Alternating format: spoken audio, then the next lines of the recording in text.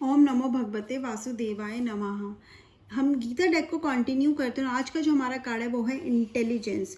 ये कार्ड है from chapter 3 verse 42 में से लिया गया ये मैसेज। और ये मैसेज है the senses are superior to matter, mind is higher than the senses and higher than the mind is intelligence, but the soul is higher still. क्या मतलब है इसका? इसका मतलब है कृष्ण जी समझा रहे हैं हमें, यहाँ पर ये समझा रहे हैं गीता में कि जो सेंसेस हैं वो सुपीरियर हमारी इस बॉडी से।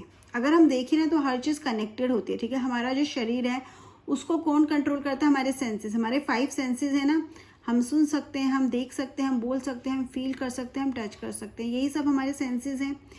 इन टेस्ट कर सकते हैं हम। और इन सेंसेस को कंट्रोल कौन करता है? हमारा माइंड कंट्रोल करता है।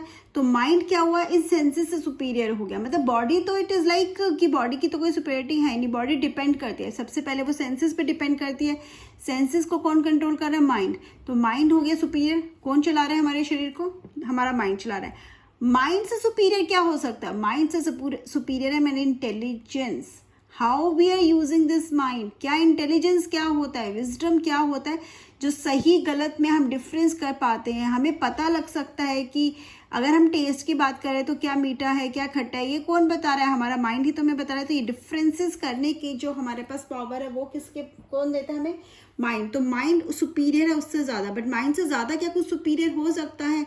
बिल्कुल हो सकता है। और वो है सोल। सोल तब भी सबसे सुपीरियर है। सबसे सुपीरियर क्या है? ये सोल है, ठीक है। तो ये सब डिस्क्रिमिनेट क्यों किया गया? ये बताया गया कि जो हमारी इंटेलिजेंस, कार्ड का नाम क्या है? इंटेलिजेंस। तो अगर सोल और हमारे बीच में कुछ ऐसा है जो हमें कंट्रोल कर रहा है, वो होती है हमारी इंटेलिजेंस। तो हमें क्या यूज करने की जरूरत है? हमें अपनी इंटेलिजेंस को यूज करने की जरूरत है। और उस इंटेलिजेंस को ही यूज करके हम इस सोल से कनेक्ट हो सकते हैं। तो everything is interrelated. How we use it हमारे ऊपर डिपेंड करता है। सो हमें उस हायर पावर से कनेक्ट करके क्या करना है? एक इंटेलिजेंस।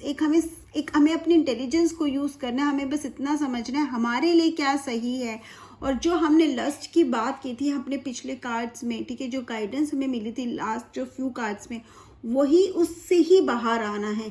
तभी हम इस इंटेलिजेंस का एक राइट यूज कर पाएंगे। और हम किससे कनेक्ट हो पाएंगे? इस हायर पावर से, हायर सोल से, अपनी सोल से कनेक्ट होके ही हम डिवाइन पावर से कनेक्ट हो सकते हैं। और हमें समझ में आ सकता है इस लाइफ का मतलब क्या है। वरना हम ऐसे ही भटकते रहेंगे, डिजायर्स के पीछे भागते रहेंगे, और कब हमारी जिंदगी खत्म हो जाएगी हमें पता ही नहीं चलेगा। सो ये कार्ड गाइडेंस में हमें क्या बोल रहा है? अगेन ये कार्ड अगर आपके लिए गाइडेंस में आ रहा है, एक नॉर्मल लाइफ में ये हमें क्या मैसेज दे रहा है? नॉर्मल लाइफ में भी यही मैसेज दे रहा है कि कहीं ना कहीं हमारे सामने हमारे पास सबके आंसर्स, हम कंफ्यूज्ड हैं, हमें समझ नहीं आ रहा है क्या आ रहा है, लेकिन answers are with us only, ठीक है। हमारे अंदर ही हमें बस थोड़ा सा खुद को कहते हैं ना समझने की ज़रूरत है। खुद के साथ थोड़ा सा टाइम स्पेंड करने की ज़रूरत है। इस इंटेलिजेंस को यूज़ करने की ज़रूरत है। हमारे सारे आंसर्स हमें मिल जाएंगे। This is what this card is guiding you as per my understanding. जय श्री कृष्णा।